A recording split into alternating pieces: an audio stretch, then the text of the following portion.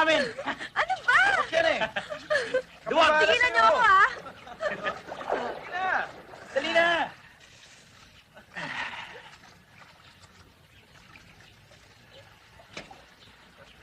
Hey. Are you with us? Alam yata namin kung bakit malungkot niyang si Ann.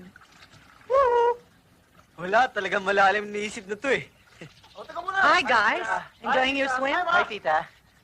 Ann, gusto kitang makausap.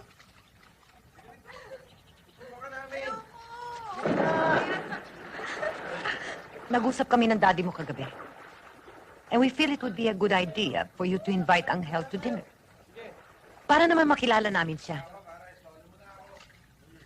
It's your daddy's wish, Ann. Mami, baka naman... Oh, ayaw mo ba nun? After the dinner, libre na siya makadalaw dito.